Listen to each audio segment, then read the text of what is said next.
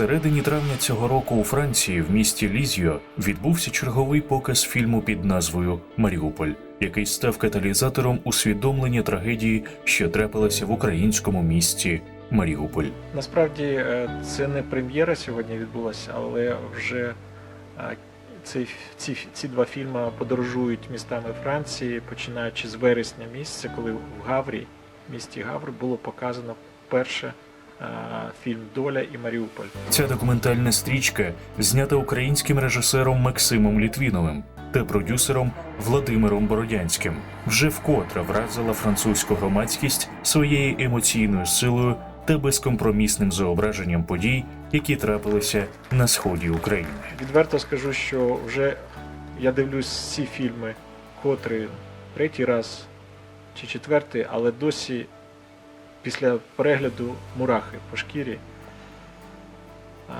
Його не можна просто так дивитись або відволіктись. І перший фільм, і особливо «Маріуполь».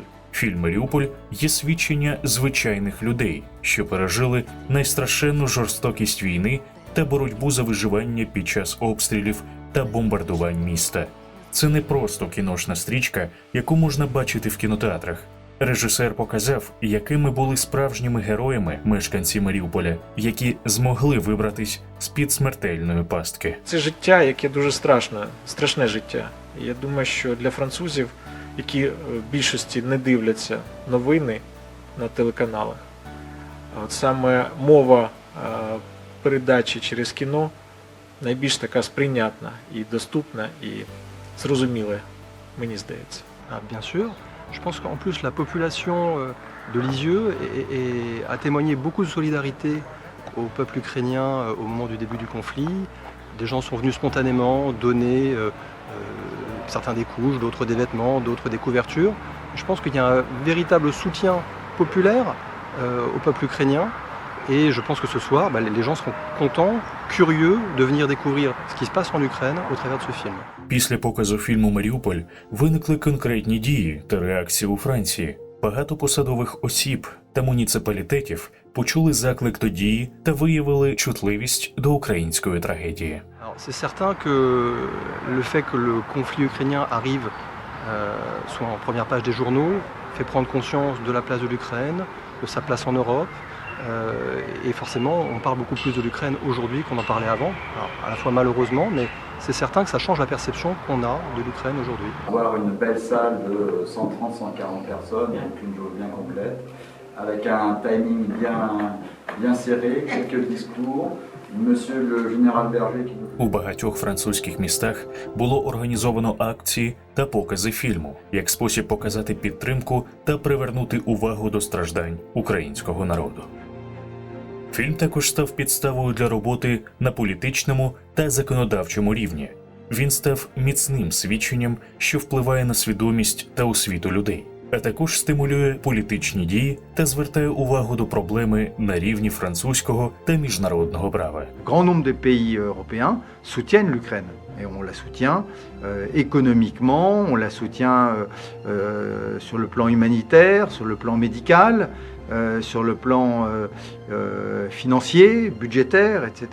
Відгуки на фільм були настільки потужними, що з'явилася можливість використовувати їх з дозволу українського виробництва. Після показу фільму в колегії адвокатів «От Дизайн» відбулися жваві дебати та обговорення. Цей фільм викликав більш глибоку реакцію, ніж будь-які новини чи ЗМІ. Alors, pour que l'Ukraine gagne, déjà, il faut tenir. Il faut que l'Ukraine continue à tenir face à l'agression de l'armée russe dans la durée, parce que ça va être difficile. Et il faut que l'Ukraine, que le peuple ukrainien reste courageux et uni, soutenant son armée et repoussant cette invasion et agression. Voilà. Il faut réussir à maintenir, à repousser la Russie et à maintenir un seuil, qu'on dirait en français, infranucléaire, sous le nucléaire. Стефан – онук емігрантів з Кіровограду, які прибули до Франції в 1926 році. Він завжди трохи цікавився українською культурою, але не мав можливість вивчити українську мову, оскільки у Парижі вона не викладалась. Займаючись в аудіовізуальному секторі, він отримав запрошення від Ольги Самсон на перегляд документального фільму «Маріуполь». Після перегляду фільму, який залишив на нього глибоке враження, Стефан вирішив зробити його покази у всій Франції. J'ai été cloué à mon siège par rapport à ce que je voyais, par rapport aux images. Et à la fin du film, je n'ai pas bougé pendant 5 minutes. J'ai eu besoin de digérer ce que j'avais vu, des images tellement fortes. Et je me suis dit, il faut que je fasse, c'est ma mission, il faut que je fasse cette action, il faut que je montre ce film dans toute la France, enfin le plus possible, dans le plus de villes possible. Так почалася історія організації показів фільму у різних місцях, починаючи з Гавру та Лізьє. Стратегія організації показу фільмів відрізнялася від традиційної схеми кінопрокату, оскільки Стефан бажав, щоб покази були безкоштовними. Volodymyr ou Documentaire, vous ne voulez pas rentrer dans le circuit traditionnel d'une distribution de films avec un visa d'exploitation en France, avec des entrées payantes, etc. Donc la seule solution, c'était d'organiser des séances privées. Завдяки підтримці муніципалітету та допомозі деяких спонсорів Стефан зміг організувати тур по Франції з показами фільму. Ідея безкоштовних показів привернула увагу широкої аудиторії, і велика кількість людей приходила на ці події. Mais ouvert à un public, gratuitement. Et pour cela, il faut mettre en place plusieurs cubes. D'abord, il faut travailler avec la municipalité. Elle va me donner l'accord pour pouvoir travailler sur cet événement et mettre en place une communication, puisqu'ils connaissent toute la presse locale, d'une part, mettre en place un fichier pour diffuser l'information auprès de ses administrés pour qu'ils puissent arriver, connaître l'information, le lieu et la date, et ensuite que je puisse aller voir un cinéma, ou municipal ou privé, avec l'accord de la mairie, pour que le cinéma m'ouvre gratuitement. Стефан розробив інтерактивну програму для кожного показу, де глядачі мали можливість обговорювати фільм, висловлювати свої думки та питання. Це створювало атмосферу співпраці та об'єднання серед глядачів і надавало їм можливість поділитися своїми реакціями на фільм. Oui, mais madame, on est manipulé peut-être, mais regardez, entre 2000, l'an 2000, et 2023, aujourd'hui, pendant 23 ans, qu'est-ce qui s'est passé en Ukraine, en Russie et en Biélorussie? Bonjour Olga. Bonjour. Ольга, представниця Українського туристичного агентства у Франції, виявила, що французи добре ознайомлені з Україною та подіями, що розгорнулися на території України. Коли телефон з посольства задзвонив, Ольгу запитали, чи може вона допомогти з поширенню фільмів про Маріуполь. Donc quand l'ambassade m'appelait, Victoria, et demandait est-ce que je peux aider de diffuser les films Mariupol. Le film, c'est de montrer la réalité et ce que se passe chez nous. Parce qu'il faut dire aussi, quand la guerre a commencé, on a été tous un peu perdus et les premiers jours, on ne savait pas comment et qu'est-ce qu'on devait faire, comment. Mais on s'est très vite organisé, tout le monde, s'organiser. Et c'est vrai que c'était les noyaux avec l'ambassade, il faut dire eux, et vous, et tous les autres Ukrainiens qui habitent en France.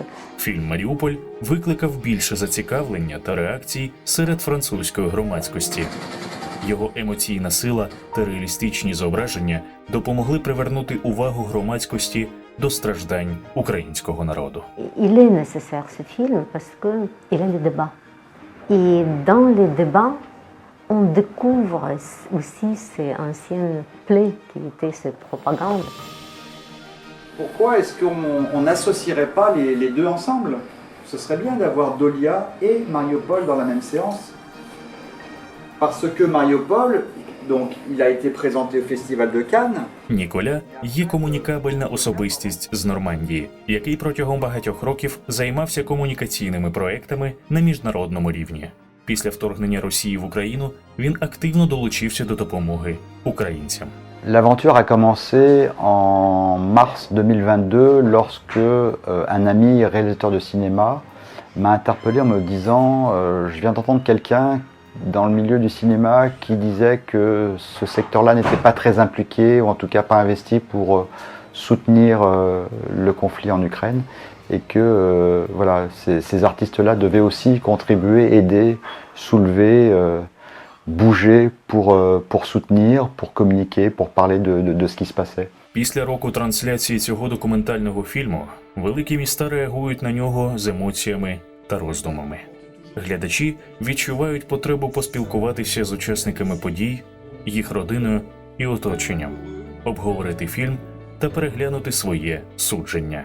Après un an de diffusion de ce film sur des grandes villes, réaliser que non seulement des émotions émanaient des diffusions du court-métrage et du documentaire, mais également, peut-être pas des prises de conscience, mais en tout cas la réalisation de ce qui pouvait certainement se passer vraiment. Завдяки ентузіазму Стефана, Ользі, Ніколя та іншим волонтерам, їх бажанню привернути увагу до фільму «Маріуполь» та «Доля», покази фільму стали масовим явищем у Франції. Війна почалась, моя донька, мій маленький онук, жінка, вони дуже сумували. Вони рішали виїжджати, не виїжджати. Публіка різноманітна, але кожен перегляд відкриває нові горизонти. Ці фільми – свідчення простих людей, які пережили нашу спільну історію. Люди похилого віку згадують Другу світову війну, розповідають своїм нащадкам про минуле, про ту смутну епоху. Il y a différents types de populations. Il y a ceux âgés qui viennent et disent c'est ça qu'on vivait en 1944, au Deuxième Guerre mondiale, où ils vont me dire c'est nos grands-parents qui nous racontaient ça. Voilà. Après, il y a ceux qui prennent conscience que peut-être on a passé à côté de quelque chose, on n'a pas vu, et ça c'est une erreur parce qu'on découvre les visages, les vrais visages de la Russie. Зараз всі розуміють, що українці захищають не лише територію, але й найвищі людські цінності. Si j'avais su que l'Ukraine était aussi belle, si j'avais su que Mariupol était aussi belle, si j'avais su que les gens d'Ukraine étaient aussi beaux et bons, je serais certainement allé là-bas avant. Et maintenant, j'ai envie d'y aller. J'ai envie pas d'y retourner, ou enfin, en tout cas dans mon esprit, mais j'ai envie de continuer cette aventure avec eux et pour eux. Donc soyez forts et on est à vos côtés.